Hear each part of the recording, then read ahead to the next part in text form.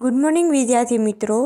ધોરણ 4 વિષય ગણિત પ્રકરણ અડધું અને પા, જેની આપણે અડધા વિશે સમજૂતી મેળવી ગયા હતા. અડધું એટલે 1/2. કોઈ પણ વસ્તુ હોય એના બે સરખા ભાગ કરવા એટલે કે 1/2. હવે આપણે આગળ જોઈએ ચોથો ભાગ કરવાની ઘણી રીતો. મેં આ રીતે 4 ભાગ કર્યા અને દરેક ભાગને ચોથો ભાગ છે જેને હું 1/4 લખી શકું. તેનો અર્થ કે 4 ભાગમાંનો એક ભાગ કે ચોથા ભાગનો આલો એક ભાગ છે.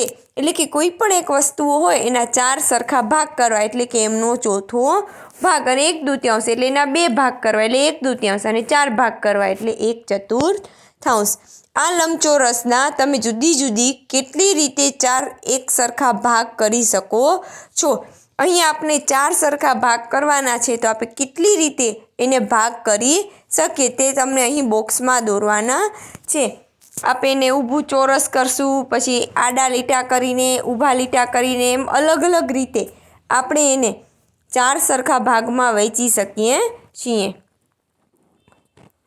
કેકના ભાગ પાડવા. રજનીના પપ્પા કેક લાવ્યા હતા. હવે રજની છે એના પપ્પા છે એ કેક લાવ્યા હતા. તેણે કેકના 4 એક સરખા ભાગ કર્યા. હવે કેકમાંથી એને 4 ભાગ કર્યા કે ગોળ કેક છે એમાંથી 4 એને ભાગ કર્યા. તેના પોતાના માટે, તેના ભાઈ રાજુ માટે, તેના પપ્પા અને મમ્મી માટે. ગોળ કેક હતી એમાંથી એને 4 ભાગ કર્યા. એક મમ્મીનો, એક પપ્પાનો, એક એના ભાઈનો અને એક તો પોતાનો. દરેકના ભાગમાં જુદો જુદો રંગ ભરો. હવે જુઓ સામે જે કેક આપેલી છે એમાં 4 સરખા ભાગ કરી દીધા છે. એક રજની, એક મમ્મીનો છે, એક પપ્પાનો છે, એક એનો ભાઈ રાજુનો છે અને એક રજનીનો છે. તો 4 એના ભાગમાં અલગ અલગ રંગ કરવાનો છે.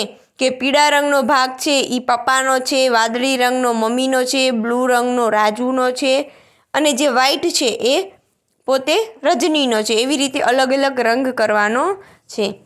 દરેકને કેટલા ભાગ મળશે? તો એક કેક છે એમાંથી આપણે 4 ભાગ કર્યા એટલે કે 1/4 એમને મળશે. કે કેકનો એને ચોથા ભાગમાંથી એક ભાગ છે એ એમને મળશે. મમ્મીએ પોતાના ભાગની કેક રજનીને આપી દીધી. હવે રજનીને મળેલ કુલ ભાગમાં રંગ પૂરો. હવે અહીં કેક આપેલી છે. હવે જે મમ્મીનો ભાગ હતો, 1/4 ભાગ હતો, એ મમ્મીએ કોને આપી દીધો? રજનીને.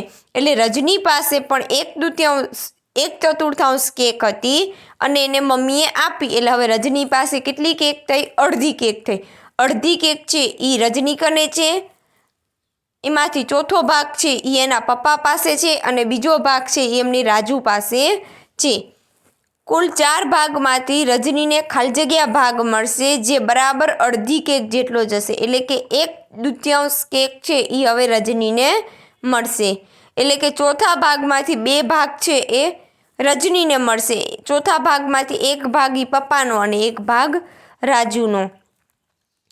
તો તેને 2/4 અથવા તો કે 1/2 પણ લખી શકીએ. હવે કેકના 4 ભાગ કર્યા હતા. એમાંથી 4 જણાનો એક કેક હતો. એમાંથી એક ભાગ મમ્મીએ પોતાનો ભાગ હતો એ એની દીકરી રજનીને આપી દીધો. હવે રજની પાસે કેટલા ભાગ થયા? એક તો કે રજનીનો પોતાનો એક અને એક એની મમ્મીએ એમને આપ્યો. એટલે એમની પાસે કુલ 2 ભાગ થયા. એટલે 2/4. 2 એકા 2, 2 દુ 4 એટલે 1/2 પણ લખી શકીએ છીએ.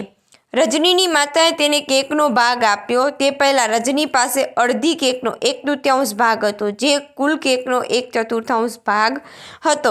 પહેલાં એની પાસે 1/4 ભાગ હતો કેકનો અને એની મમ્મીએ આપ્યો એટલે હવે એમની પાસે થઈ ગયો 1/2 ભાગ.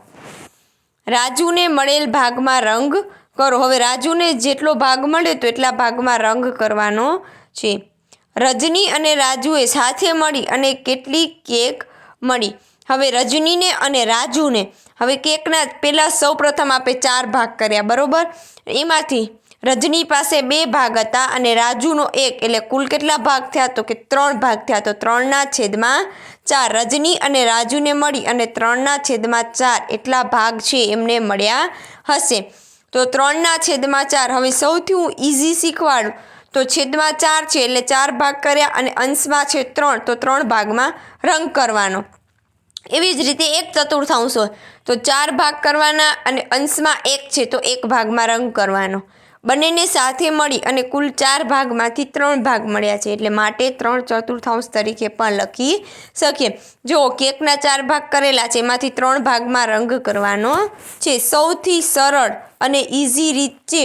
તો તમને રંગ કરતા ન આવડે તો જેટલા છેદમાં લખેલા છે એ વસ્તુના ભાગ કરવાના અને જે અંશમાં એટલે કે ઉપર લખેલા છે એટલા ભાગમાં રંગ કરવાનો.